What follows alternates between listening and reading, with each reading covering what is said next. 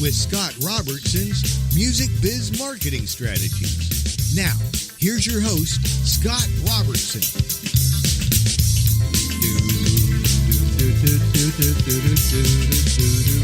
Hey, everybody. Happy Friday. You are tuned to May the Best Brand Win on Entertalk Media, the undisputed leader in music biz talk. I am Scott, your host, and a man who thinks there should be a federal law that regulates all the Christmas decorations, and anybody that puts them out before Thanksgiving should be cited. We'll leave that up for discussion. But with me is a man in the studio down in San Diego who he leaves his Christmas lights up just year-round just to save time. They're up right now, aren't they, Paul? I can tell. That's actually true. They are. That's my loophole against citation. It's like, oh, this is just up from last year. I'm not prematurely setting up Christmas lights. Get that Scott Robertson off my porch. I noticed there's some like restaurants in South Orange County that have them up year round, and they only turn them on like during those months. But there's like inactive bulbs the rest of their year. Mm-hmm. I kid you not. And I'm like, what is up with the bulbs? They're like, those are Christmas decorations. We just don't want to take them. That saves a lot of time. That's smart. It's not the dumbest thing you ever heard in your life. It's not dumb. But people are so anxious to move right past Thanksgiving and get right into Christmas. They just cannot. They just can't. They started Halloween essentially. I know. There should be a law. We'll that'll be the subject of another show. Well, enough about that. So about me. So I run a public relations firm called Robertson Communications. If you want to reach me, here's how you do it. I'm at Scott@RobertsonCom, 2 M's like communications.com, or on my website, robertsoncom.com, or social media at RobertsonCom on Twitter or Facebook.com/RobertsonCom. And, all that kind of, you type in any of that kind of stuff, you're going to find me out there. You are so smart because you are tuned into episode 104 of The Big Show, which I like to call the future of digital marketing. Digital marketing relies on data. And another word for that is your data. And what's going to happen to these enterprises that have risen up over the past, couple of decades when the law catches up to some of the, either unethical or, free-flowing use of data, and what happens when they try to shut that stuff down.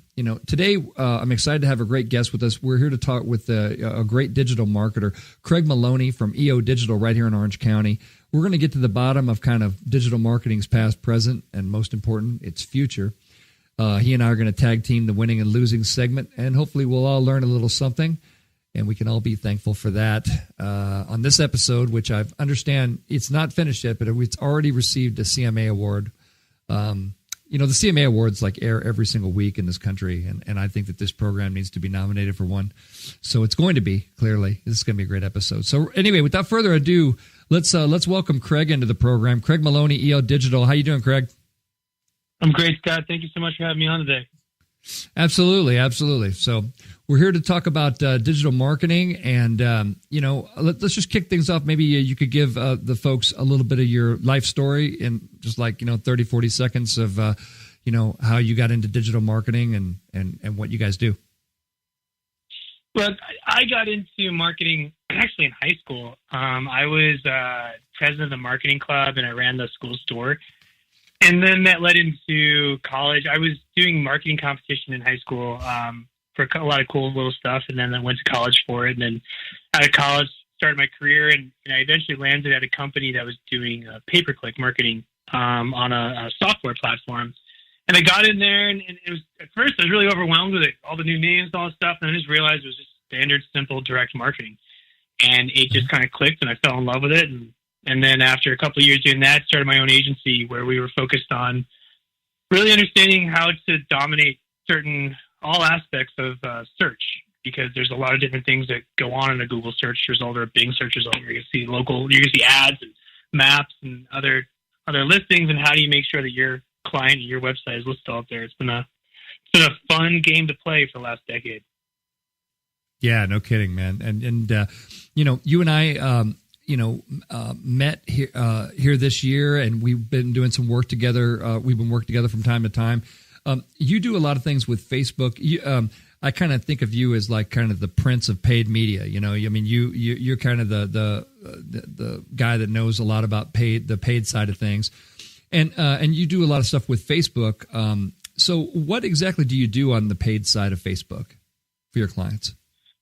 Yeah, most of the time, most of my efforts are really focused on generating awareness with specific types of consumer groups. People in the marketing world, you call them personas. You know, so this is you think about this as it's a very detailed explanation of who your client is.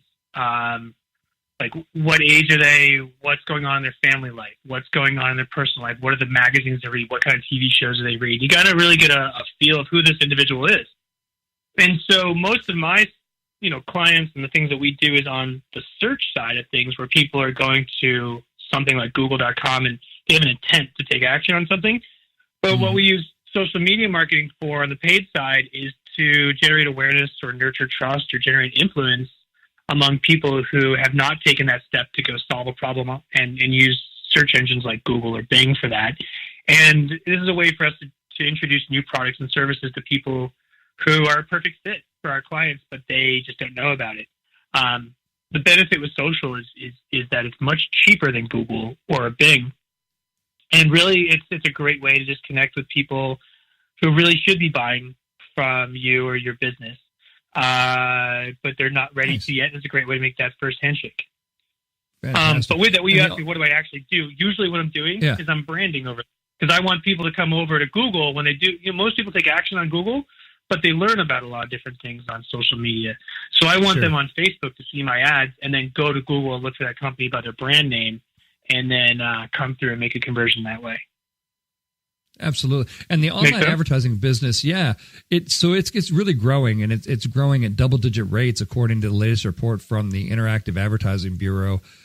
According to the report, digital ad revenue in the U.S. reached $49.5 billion in the first half of 2018, which is up 23% year over year.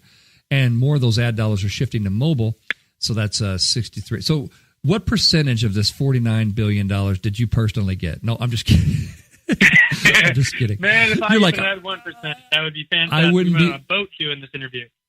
You're like, I wouldn't be talking to you. That's for damn sure. If I had a percentage. Oh no, of that we'd be money. doing this on a boat. That's what I was saying. It's like we There you go. If I had 1% of that, that'd be fantastic. Well, it's really growing, and obviously continuing to grow. So now you had a recent experience on Facebook of sort of being one of your clients got banned. So what happened? Well, it's not that they got banned. Okay, that's probably. It's more that their advertising account got disabled. Okay. And so there's a little difference. Like I can still log in to Facebook and see my page. Gotcha. Or, my client page was not removed from Facebook, but they disabled the advertising account, meaning that I have to start all over again. I lose all of my historical history, all of my creatives that were up there, all the data. Sure. It's extremely frustrating process. So what happened, I'm not even exactly sure. And this is the challenge of working with Facebook, is that they're very cut and dry. You cross our line and we disable you. Or usually, though, they say your ad has been disapproved. And then you have a chance to change the ad if they tell you it has too much text or can't use this headline. In this specific incident, we've been advertising on Facebook for this client for years. And they just, without any warning, disabled the entire account. So this client makes lunch bags. They make I'll actually give them a plug. They're a fantastic company called Packet. They make a freezable lunch bag. They're the originals. The patent holders on it, and awesome. Yeah, it's really cool. So you put this lunch bag in the freezer at night. You take it out. It's frozen. You don't need ice packs. You can take your lunch to go. And the product has evolved to a breast milk cooler for women. Sure. So I created an ad, and in that ad, I used, this is where I don't know. I used the word breastfeeding, or I used the phrase new mother. And this is where it gets really interesting, because their advertising policies are such that they allow you to target a very, very, very specific group of people, but you're not allowed to tell them you're targeting them. You can't, like, for example, let's use this, I have a tool for breast milk women who are breastfeeding and pumping breast milk at work, and they want to get it home. But I can't say, hey, new mom who's breastfeeding, buy this product.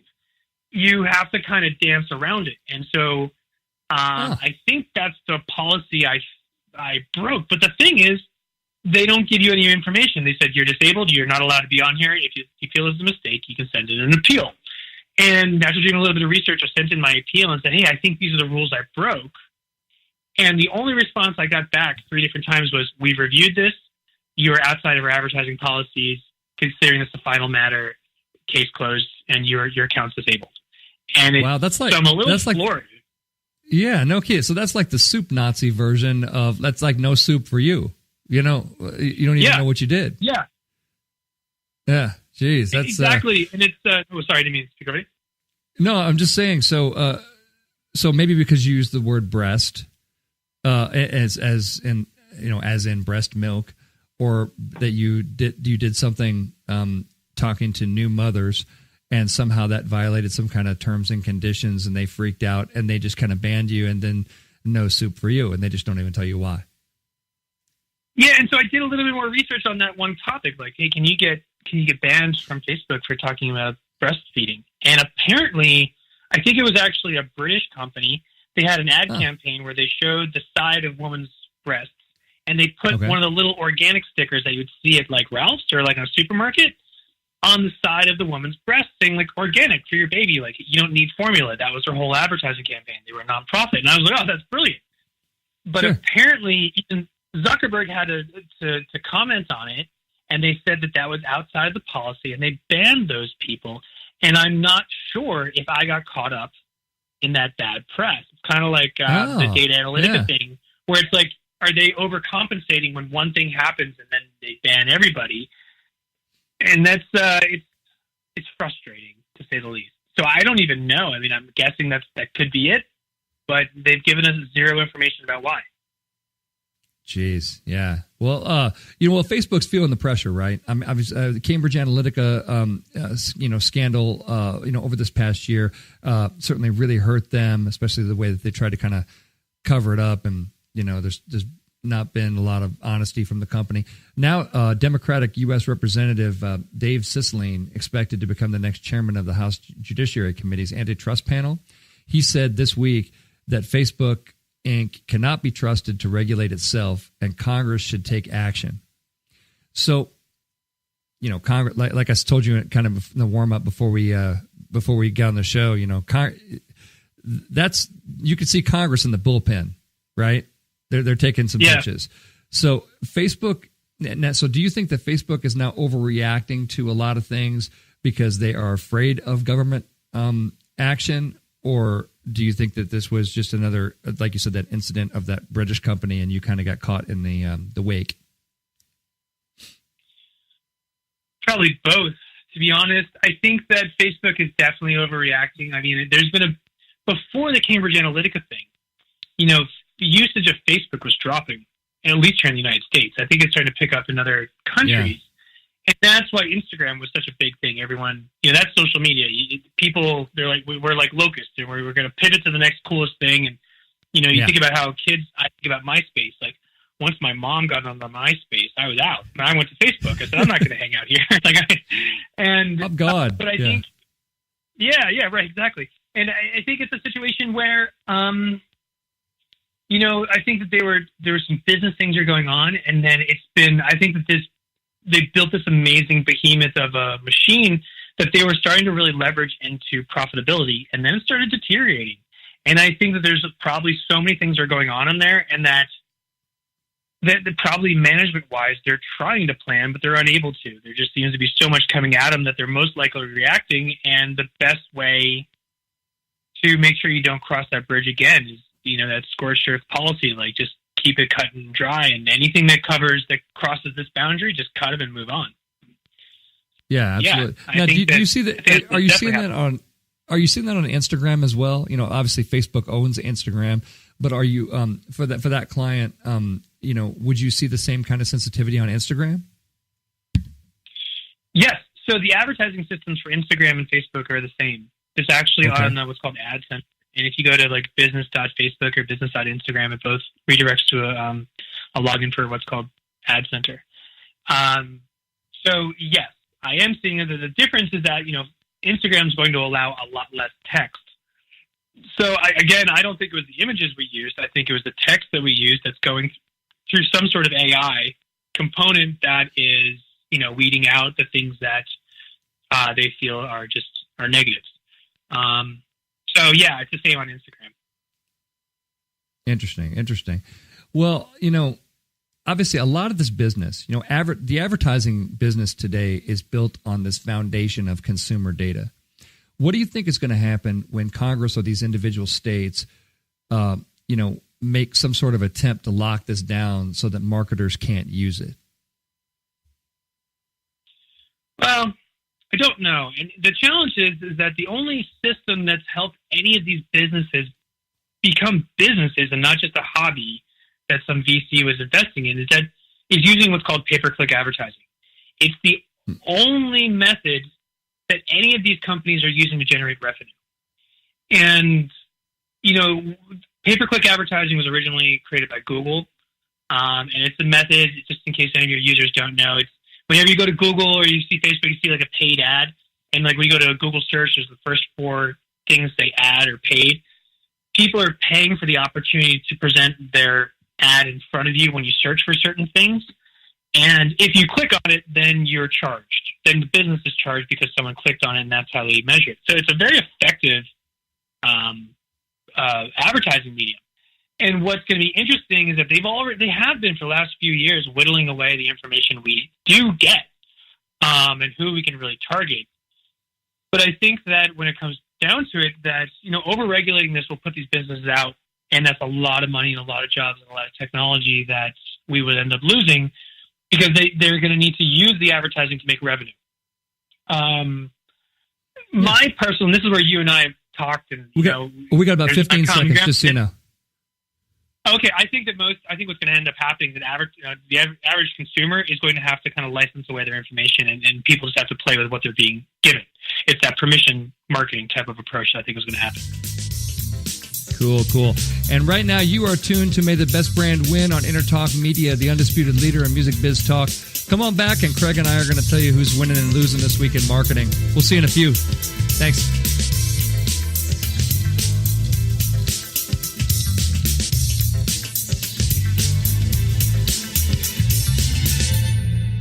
Are you serious about your music? Are you ready to run with the big dogs? The experts at Pitbull Audio have the gear to get you into the game. From leading manufacturers like Mesa Boogie, Fender, Pioneer, and American Audio. To sound your best, you need the best. Pitbull Audio can deliver in rehearsal, on stage, and into the big time.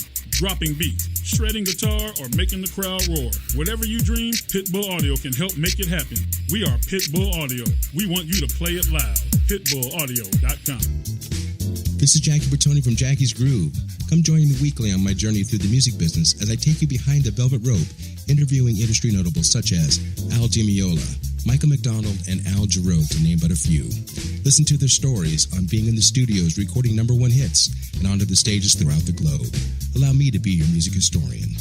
You can hear me live every Monday at 2 p.m. and every Wednesday at 12 noon Pacific Standard Time or 24/7 on jackiesgroove.com. Ready to get your groove on?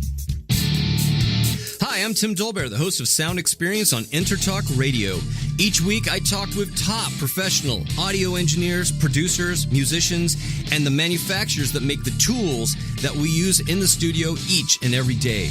From capturing the perfect take to mastering your final release, and the tools and how the pros use them, we are going to dive deep into their process and learn from their experience. I look forward to you joining us each week on Sound Experience with me, your host, Tim Dolbear. Make this your vinyl night.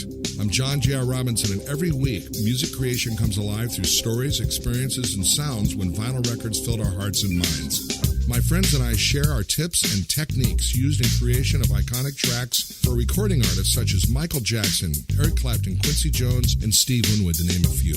Vinyl has emerged hot, and the soul of vinyl defines art and passion which burns deepest at night. Tune in every Wednesday at 2 p.m. Pacific Standard Time on EntertalkRadio.com.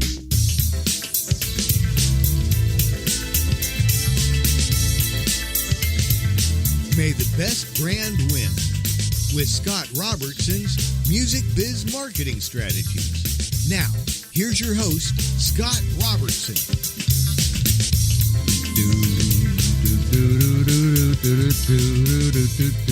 Hey, everybody. It is Friday, and you are tuned to May the Best Brand Win on Entertalk Media, the undisputed leader in music biz talk. I am Scott, and your host, and I'm hanging out here with Craig Maloney from EO Digital, and we're talking about paid content and pay-per-click and all kinds of fun stuff. Craig, how you doing today? You still hanging in there? Fantastic, man. Doing great. All right, great. So today we're talking about the future of digital marketing, and we're going to dig into who's winning and losing this week. So I'll start with one that's kind of losing. Basically, a company called MIDI Plus introduced a new line of interfaces and instruments called Fancy, and they were basically targeted towards females, and they got all kinds of massive backlash that, like, you had to create a audio interface for women, and these things look. If you haven't seen them, you go to MIDI Plus. It looks like a woman's compact for like makeup and stuff, and it's like obviously an audio interface. So I guess kind of points for clever, but less points because they enraged all the females in the audio industry who are basically like, I'm sorry, but what, I don't need a makeup looking device to connect to a soundboard and that kind of thing. So it's pretty impressive. Like I said, it was a pretty impressive fail in terms of trying to do something, having an idea to do something, and then just not really, gauging correctly what the response from the female audience was going to be. I can definitely tell you from working a lot of years in the music and audio industry is that women just want to be treated. They don't want something special. They don't want pink guitars and they don't want pink audio interfaces. The folks, the hardworking professionals in the industry just want a black box and some duct tape. They don't give a crap. So I think when people are sitting around the product development table, sometimes the idea kind of comes out and says, "Oh, well, we'll create MIDI interfaces, for women and this kind of thing." That's when you got to shut that kind of stuff down right there at the idea stage before it comes out and causes your company sort of irreparable reputation damage. Craig, any experience with that, or any thought on products for females that have kind of gone awry? As far as individual products, but no. But I mean, I agree with what you're saying. I think that making stuff that's pink and fluffy is not really what sells as much anymore. It's going to be about finding that value, and I don't know. Most of the campaigns I run for consumer products that are targeted at women, they really are not. They're really not about. They're about like saying, "Hey, you're busy. You've got a lot going on, and we're here to help your life be easier." Not about, "Don't you want to be pink fluffy bunnies?" Kind of thing. Like that. I think that's just gone. And so I agree with you with what you're saying there about that business. Absolutely. I think we'll put MIDI Plus. This was unveiled at the Pro Light and Sound Shanghai show last month, but I think we'll put MIDI Plus firmly in losing. They certainly got a lot of negative outcry after that, but had to mention it. Black Friday's coming up, and it's less than a week away. It's a week from today, actually. Next Friday is Black Friday, and American consumers are really ready to spend. So your dominant retailers, your Walmarts, Amazons of the world are pretty excited about that, but retailers like Kohl's and Dollar General and Ross are also doing record business this year. Very exciting, and looking like they're going to ride into a very strong Black Friday. So I think we're going to put all that in. To me, it seems like there's even more emphasis on Black Friday than I've ever seen before. It's just it started out as kind of over a period of years is just like, you would get circulars in the newspaper and that kind of thing. And now Black Friday and Cyber Monday are like, they're almost like holidays in and of themselves. I don't know. What do you notice on that, Craig? You got a lot of stuff going on for Black Friday for clients? Yeah, a lot. And you know what I see is there's almost like two of them now. You have your Black Friday deals and your like early Black Friday deals. I started launching ads for that last week on what are called Black Friday deals, but they're really just coming up the 2 weeks around Thanksgiving because what it really is I'm seeing people unloading old inventory. So the first round of deals is like, this is where you're going to get the really good clearance stuff at awesome prices but limited amounts. And then they have their higher profit products that they're putting on to like their second Black Friday sales afterwards. So Black Friday's been gangbusters. I think a lot of it was driven by the Amazon update where they were increasing wages so early because there's been a challenge the last couple of years for these companies to get employees. And so you see Home Depot and Amazon going all out on Black Friday early because it allowed them to ramp up and get the best employees at earlier rates than other businesses, which then allows them to deliver faster and provide all those other things. So I think two of those are combined. Black Friday's in high gear for over a month. Yeah, no kidding.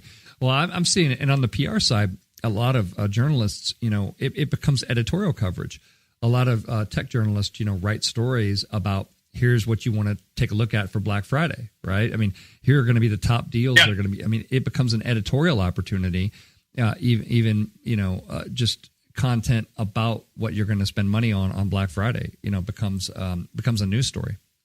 It's interesting. It's a budget within a month itself. It's people have their Black Friday budget, and then they have their holiday season budget, and they're completely different things. I think we're going to see a lot of money spent next couple of days. Yeah, absolutely. And it looks like it's going to be pretty strong season for the retailers. So we'll put that all firmly in winning. You know who else is winning is McDonald's. Well, maybe they're winning. I don't know. They're going to be testing new cheesy bacon fries in select markets. The new cheesy bacon fries will be offered for a limited time in Northern California and Hawaii. I don't know why Hawaii, but that's going to be their test markets. The fries have also been spotted in Nevada. They cost between $3.50 and $3.75. And really, so the two schools of thought. There are a lot of people that say McDonald's fries are great. You shouldn't mess around with them. You don't need anything else on them. Then there's another school of thought that says they have cheese and bacon. Are you crazy? Cheese and bacon is never a problem. That's always going to be good.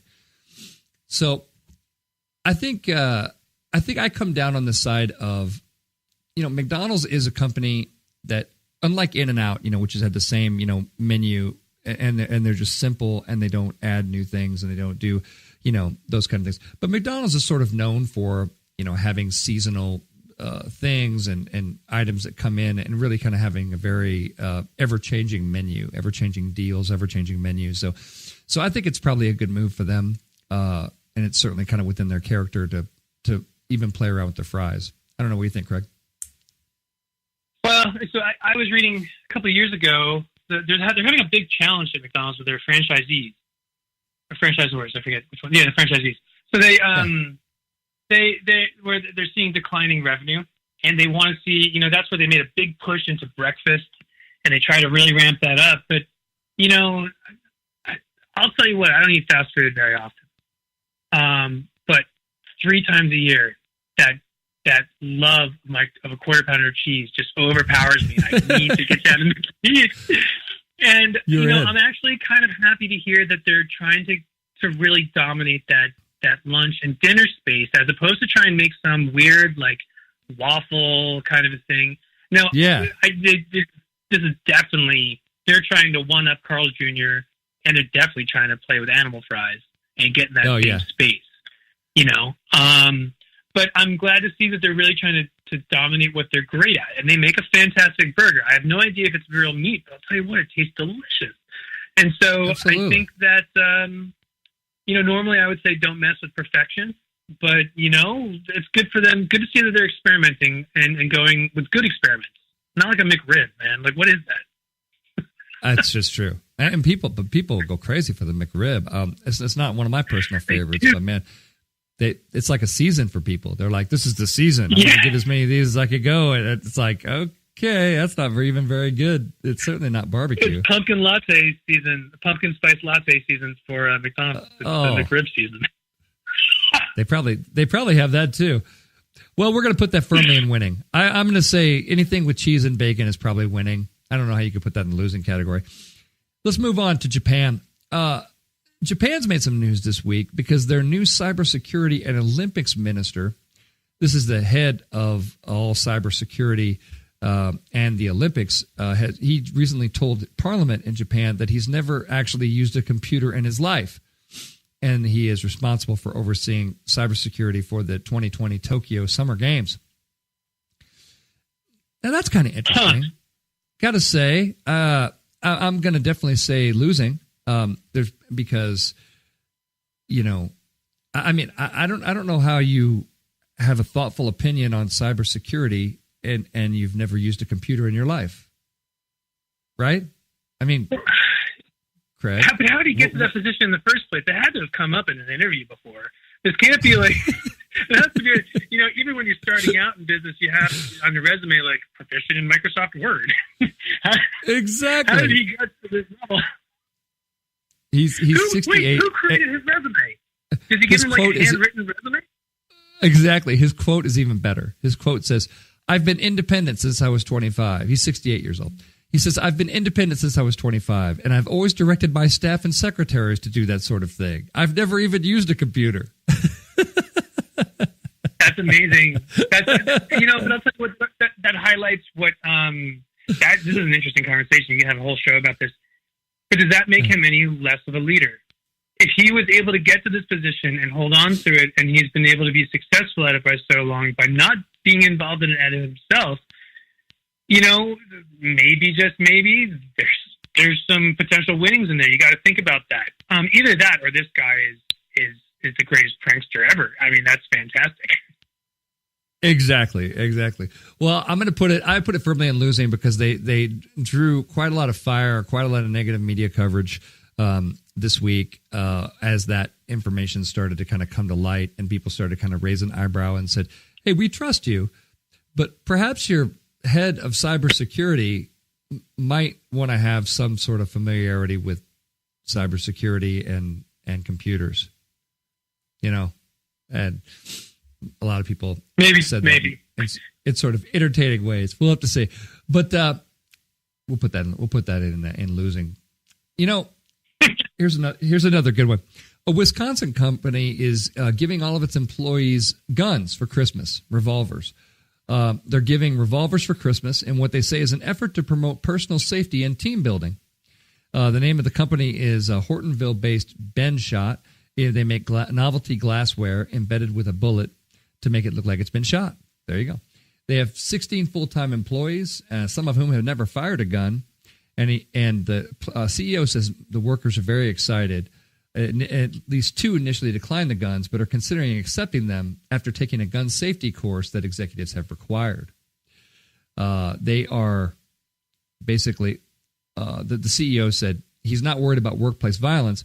He says that he will have an armed staff, which he thinks is going to be a pretty good thing. Interesting. Obviously, they're making a lot of news. This got picked up by the Associated Press, so it went pretty much everywhere. I don't know. Guns for Christmas. Craig, what are your thoughts? It's weird. This whole situation about what's going on with guns in America is just strange. And I don't know if there's any right answers or wrong. In one way, you got to look at the business owner and saying, this is our industry. We're selling bullets. Okay, we're selling a novelty bullet. Okay, this is our space. We should be okay with guns. That's who we are. And This is just an extension of that. I think it's, the concept where it's like, oh, well, I'm now going to have an armed staff. It's like, if you go into a gun store, everyone who works at a gun store owns a gun and they never get robbed. But at the same time, it kind of, I'm nervous. More guns leads to more opportunities for more bullets being fired. And they're giving guns to employees that didn't ask for it necessarily, even though a handgun safety is required. And so you're giving a weapon to someone who's not really trained and mentally prepared for it. And that just leaves one more opportunity on the table for something to go wrong. That seems a little... I think it makes sense in Wisconsin where you have a big deer hunting population. I don't know if that's going to really fly here in Orange County. Yeah, exactly. Well, I think, they got some, they certainly got some notoriety for it. And like, some positive, some negative press, on this sort of thing. I think we'll put it in, winning because it's kind of a novel approach, and, they certainly found a way to get themselves noticed. It'd be interesting to see if they sold more of their novelty glassware as a result of the story about the Christmas gift. I want to move to one more before we get out of here. We got about 2 minutes, but Toyota deserves a great shout out for something they did this week. Obviously, we had these, tremendous, fires here in Southern California right now. And nurse Alvin Pierce thought he was going to die in melted plastic as he revved his truck up and took it back into the searing flames of the fire to help more patients that were in danger. So he made it out alive. His Toyota Tundra took some serious damage. A photo he posted on Instagram showed the side mirror twisted and melted from the heat and the doors scorched to a deep black. The nurse said, this truck literally saved my life today. My little town of Paradise was literally burning to the ground around me, and the truck got me to safety where I could help others twice. He sent that to Toyota. Toyota immediately jumped on it and said, we're humbled you risked your life and Toyota Tundra to drive people to safety. Don't worry about your truck. We're honored to get you a new one. Toyota deserves a lot of shout out for that because they did, that's exactly what you want to do, be opportunistic but not creepy and kind of jump in there. And they're going to replace the guy's truck, which is, obviously the right thing for them to do. Craig, what do you think? Got about 30 seconds. Oh, I think it's fantastic. I think that's, there's a lot of these stories about the communities in LA banding together. And this is a great way for a business to develop a better relationship with their consumers. I think it's a fantastic move. Yeah, absolutely. Really, just really cool thing to do. And you can only do that, when you're really watching social media, when you really kind of have that tied into the brand. A lot of things we talk about on this show are there, just for as an example. And a lot of people think that, Toyota's marketing is challenging sometimes, but this is one where they were definitely winning. And you are winning because you were listening to May the Best Brand Win on Entertalk Media, the undisputed leader in music biz talk. Come on back, and Craig is going to give us some of his top digital marketing tips. You don't want to miss that, so come on back.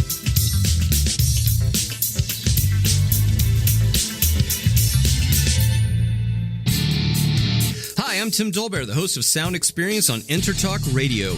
Each week, I talk with top professional audio engineers, producers, musicians, and the manufacturers that make the tools that we use in the studio each and every day. From capturing the perfect take to mastering your final release, and the tools and how the pros use them, we are going to dive deep into their process and learn from their experience. I look forward to you joining us each week on Sound Experience with me, your host, Tim Dolbear. Are you serious about your music? Are you ready to run with the big dogs? The experts at Pitbull Audio have the gear to get you into the game. From leading manufacturers like Mesa Boogie, Fender, Pioneer, and American Audio. To sound your best, you need the best. Pitbull Audio can deliver in rehearsal, on stage, and into the big time. Dropping beats, shredding guitar, or making the crowd roar. Whatever you dream, Pitbull Audio can help make it happen. We are Pitbull Audio. We want you to play it loud. PitbullAudio.com. Make this your vinyl night. I'm John J.R. Robinson, and every week, music creation comes alive through stories, experiences, and sounds when vinyl records filled our hearts and minds. My friends and I share our tips and techniques used in creation of iconic tracks for recording artists such as Michael Jackson, Eric Clapton, Quincy Jones, and Steve Winwood, to name a few. Vinyl has emerged hot, and the soul of vinyl defines art and passion which burns deepest at night. Tune in every Wednesday at 2 p.m. Pacific Standard Time on EnterTalkRadio.com. This is Jackie Bertoni from Jackie's Groove. Come join me weekly on my journey through the music business as I take you behind the velvet rope, interviewing industry notables such as Al Di Meola, Michael McDonald, and Al Jarreau, to name but a few. Listen to their stories on being in the studios recording #1 hits and onto the stages throughout the globe. Allow me to be your music historian. You can hear me live every Monday at 2 p.m. and every Wednesday at 12 noon Pacific Standard Time or 24/7 on jackiesgroove.com. Ready to get your groove on?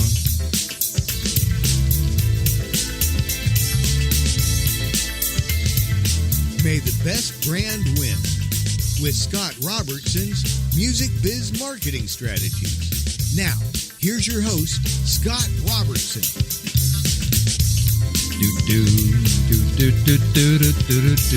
Hey, everybody. It is Friday. You are smart because you are tuned in to May the Best Brand Win on Entertalk Media. Glad to have you here. I am Scott, your host, and we're here with Craig Maloney, who's been with us all day today, talking about digital marketing. Craig, how you doing here in segment 3? How you doing? I'm great, man. I'm having a wonderful time. This is a lot of fun. Awesome.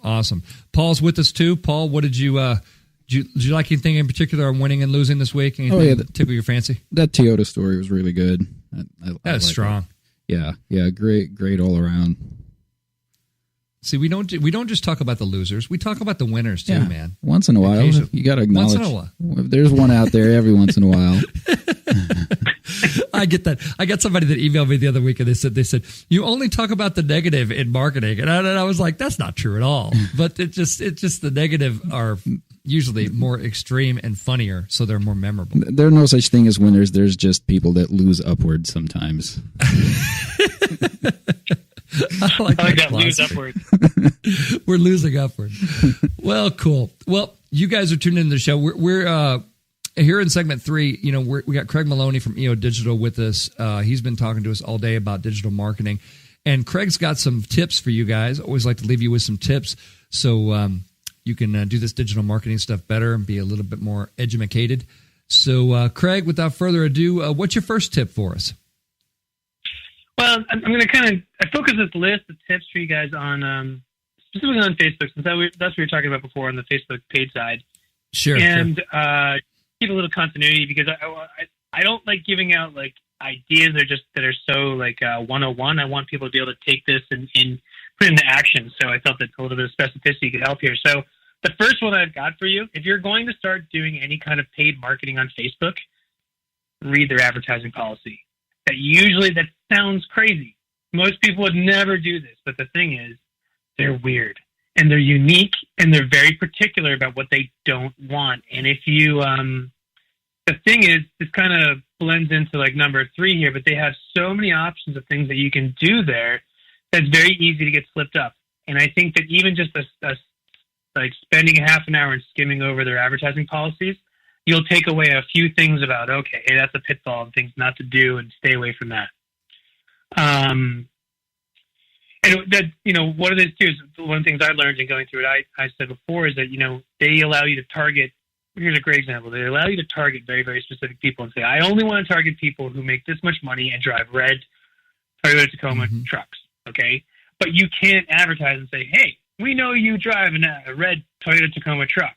That will get you banned. But you wouldn't know that if you didn't read the policy.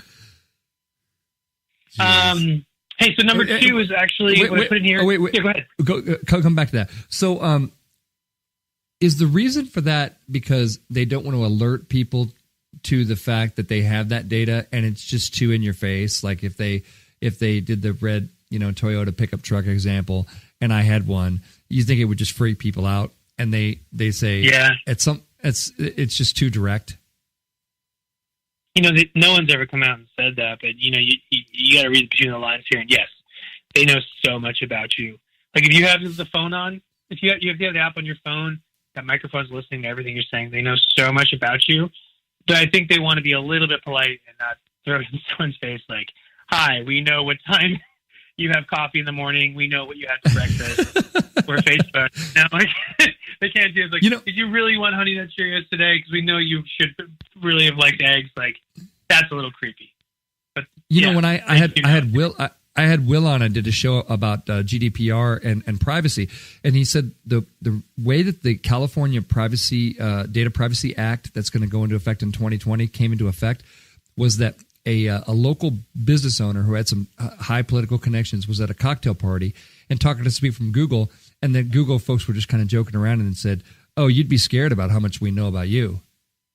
And so it freaked him out to the point at which he got the law passed, specifically sort of going after Google and basically saying you can't have this data. And like if you've seen the California Data Privacy Initiative, we talked about it a couple of times in the show, it's pretty draconian. It's basically like, you have to you're storing, if you store any consumer data on consumers, then you have to disclose exactly what it is that you have on them. And then they have to be able to opt out of every bit of it or all of it at any moment. And you have to be able to respond within 24 hours or they can sue your butt. And the fines are huge. So it's and obviously it's still kind of a, even though it's going into effect in 2020, as I understand, it's still kind of a work in progress. But a lot of that comes from the fact that, once people know how much data you have on them, it freaks them out. But I agree with your tip. Obviously, you need to know the advertising policy going in. Very important. Yeah. What's your What's your second tip, buddy? Sure, you got it. I was going to say develop cheat sheets. This is nice. This is more so you don't spend excess money. What I mean by cheat sheets is that when you create an ad on Facebook, there's like 13 different options, and each of those different options allow for different kinds of creatives or media or sizing of different images. And you can just find your favorite blog, like Hootsuite has the adespresso.com, Learn Social. That's fantastic. SearchEngineWatch.com has some great tutorials and stuff. And then the Social Examiner, or Search Engine Examiner, they have great stuff there. And you can find those cheat sheets from those people, or you can develop your own, because the thing is, usually when you're going to do a Facebook campaign, there's multiple steps. Like you're going to do something like an engagement campaign, and then you get the conversion. You go after your conversion campaign second. And having those cheat sheets when you're in a production meeting or any kind of design meeting, you can know right then and there all the different details that you have to include or exclude in your ads. And it just saves people so much time. When we built those in our agency, it saved our launch of a new campaign by days, almost a week. It was incredible. Very cool. So cheat sheets really help, so you don't have to kind of reinvent the wheel every time that you've got a new campaign going out. Well, the thing, too, is that there's so much that's constantly changing, and so there's always new things. And having a cheat sheet allows you not to have to try and remember, what are essentially like 10 to 12 variables across 11 different types of campaigns.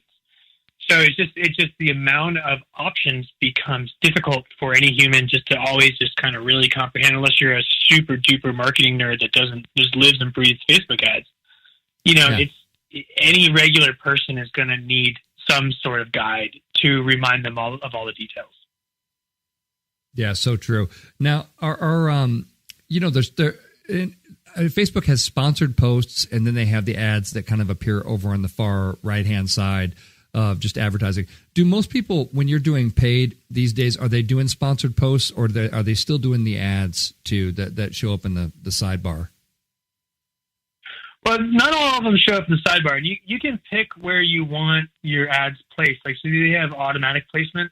And so it comes down to you can have stuff on Facebook, and then there's like I think 10 to 13 different options of situations on Facebook.com. Where Cool. You still there? Or in Messenger, or in what's called the Audience Network, which is all of the other businesses that work with Facebook to share data on customers and then serve ads to them. So that's why you'll see, like, if you click on something on Facebook, you'll often see an ad for that on Reddit later that day or something like that. Oh, right. But, okay. So it's not only those little small ads. Most of the time, I find the most effective ads are when you put them into a feed and they're in someone's news feed or Instagram stories. And that just says, like, that looks like a story, so it's like a sponsored post kind of thing? Yes. Yeah. And one thing that's not on my tips here, but one thing to do that, the best thing if people are going to do that and really get on here is focus on video. It's the easiest thing for people to absorb. It doesn't have to be fancy. It just has to be real.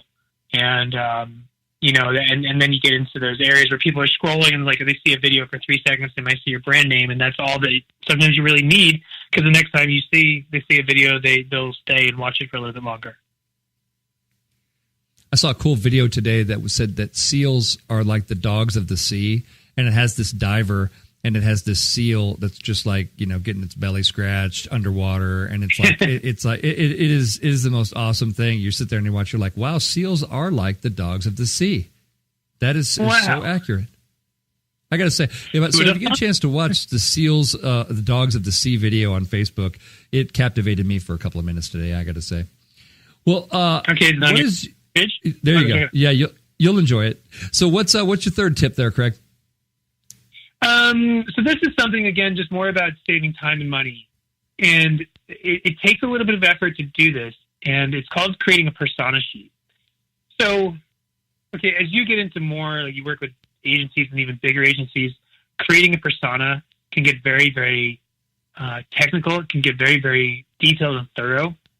Sure. But at the very bare minimum, I have a friend who's a mortgage broker, and he called me this weekend and said, hey, I want to run some ads on Instagram. And I said, okay, here's the first thing you got to do. Create a spreadsheet and put these 4 things in a column. Like, who are your types of customers? Column 2 is, why do they buy from you? 3, what's the opportunity for you? And number 4 is, why should they buy from you? Not just like, why do they buy in general, but then why should they buy from you? And the reason why you want to have something just as simple as that, it can get way more complicated, but is that there's a lot of shiny objects. There's a lot of things that come out that are new. And if you really get into this industry and you want to work in it and be successful, there's so much information coming from so many different places, and not all of it's applicable to help you grow your revenue. So if you have this persona sheet, you always have a compass to come back to and look at it as like, hey, is this really going to affect my customers? And I've also found when you lay this out simply, that's what fuels most people's creativity, to create that really strong, poignant message that's going to get through all the noise and connect with a customer on an emotional level. Very cool. What do you got for tip 4 for us? Making honest creatives. Now, this sounds crazy, but most people right now, I think the one thing I tell everyone when they're starting these new campaigns out is like, go invest in a photographer, invest in the artwork, invest in really good, unique images. Because I think what's happened over the last 10, 20 years of this happening is that the same stock images are being used everywhere. And, that's so true. And eventually you see the same person like, oh wait, she works here, and that same person works here, and I think it loses a little bit of that authenticity. And the value that you have on social media, it does. But the value on social media is that you're enabled to engage with someone on a very unique level. Like, I'm working with a water company right now, and they want to sell a product to MMA fighters. So like, we have a very, very unique product targeted to a very, very unique set of people, and that requires a very, very unique message. So the thing is, you can get there, but if you then all of a sudden you use cheesy marketing creatives when you get there, you lost your opportunity. It's like coming into a job interview with a terrible suit. It's just bad first impression. But on the flip side of it, you can still use iPhone content, okay? But the thing is, it's got to be honest messaging. It's got to be like what you talk about, Scott. It's got to be, you have to have a strong message. You have to have a really good brand position and focus. And it could be a low quality it could be low quality medium as long as it's a high quality message. Yeah, I like that. And that's so important. And the message has got to be, all about them, right? I mean, I find so many companies that just they trip over themselves because they create a message that doesn't even involve the customer or what they're thinking, what they're feeling, what their kind of thing. So that's a break right at the foundation level. Well, cool. What's your you always want to talk about. Oh yeah, fifth one here. Sure, it's embrace change. Fifth tip. Sweet, go ahead. So this is kind of like a 3-part one. Embrace change, read everything, and test everything. This industry is the wild, wild west. It is literally changing every 3 months. A good friend of mine and I had a conversation about this once, and we just came to the conclusion that there's no such thing as a digital marketing expert. There's just people who are pushing the edge right now, and then people who are learning what the other ones did. And I say that in an encouraging way. There's a low barrier to entry to be successful here if you are organized and you're creative and you can really understand what's valuable to your customers. Then it's just about learning the new tools, the new techniques. That's just tactical. But if you can go in there with the right fundamentals and build a good strategy, the tactics are easy. But you just have to embrace the change. You have to know that what you're doing today is just as good as doing today, and tomorrow you got to do something different. Yeah, I mean that's so true, man. And one of the things that I like about you is that you're not talking tactics first.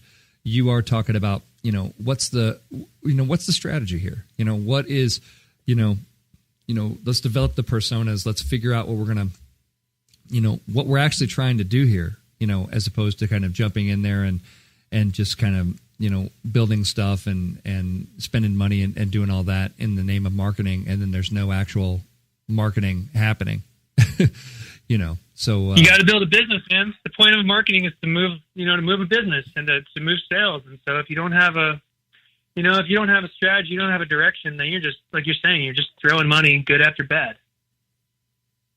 Yeah. Oh man, it's so true. Well, just while we have about a couple minutes left, just real quick, what do you see as the future here? Since you're saying, embrace change and there's going to be change, what do you see coming in the future? There's a lot of things. I think, okay, so a couple here quick things that people can look at. One, you have permission-based marketing. I think is what we're talking about with Facebook, how, and we've talked about this, the social contract that we made with the internet is that we'll give you our data, everything. You can track what we're doing as long as all these products are free. But now the consumer market is rebelling against that. So eventually there's going to be that, people opting in for marketing or opting out. And we're just at the tip of that. Mm-hmm. I think that the rise of Amazon is going to have an incredible effect because they're branching out as a company into leveraging their computing power, and they're kind of becoming what Google was, where all of a sudden everyone's like, oh yeah, I'm on Google for business this, I'm for Google this, Google that.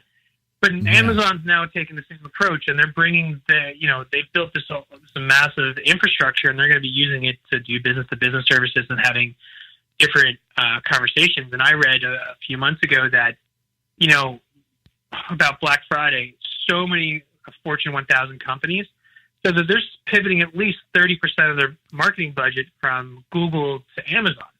To Amazon, so there's going to be a limited start. And once you think about and so you think it's like you got Amazon rising, you've got Google, they're always being Google, you got Facebook in this weird teeter-tottering. And it's interesting, we're seeing a lot of titans that after 10, 20 years are now seeing... Hey, Craig, we just got a couple seconds left. I want to make sure people get how do people get in touch with you when they want to? How do they get in touch with you? Well, you can find us over at digitalmarketing.com. That's a fantastic place. I'm on LinkedIn at Craig_Maloney. Maloney, or you can reach us at 800-362-1084. Fantastic. Thanks for being on the show, Craig. I'm Scott Robertson with May the Best Brand Win. Great show. We'll talk to you soon. Happy Thanksgiving. You know what's all around you every waking moment of your life? Marketing. You're choking on it. I'm Scott Robertson, and when it comes to strategic PR, branding, and marketing, I've seen it all. And actually, I'm still seeing it because bad marketing never sleeps. Join me each week on May the Best Brand Win, right here on Entertalk Radio, and learn how to make the marketing for your brand unforgettable. Hi, this is Tim Dolbear from Eclectica Studios. I'm a full-time mixing and recording engineer. I work with Grammy winners, labels, and indie artists, using state-of-the-art digital mixing and restoration tools and the very best in analog gear. Really, though, it's my ability to bring tracks to life and fulfill your vision for your music. This has made me sought after by producers and artists worldwide. So spend your time working on music and not chasing a mix down a rabbit hole. Go to timdolbear.com and check out our free one-song mix offer. Are you serious about your music? Are you ready to run with the big dogs? The experts at Pitbull Audio have the gear to get you into the game. From leading manufacturers like Mesa Boogie, Fender, Pioneer, and American Audio. To sound your best, you need the best. Pitbull Audio can deliver in rehearsal, on stage, and into the big time. Dropping beats, shredding guitar, or making the crowd roar. Whatever you dream, Pitbull Audio can help make it happen. We are Pitbull Audio. We want you to play it loud. PitbullAudio.com. This is Jackie Bertoni from Jackie's Groove.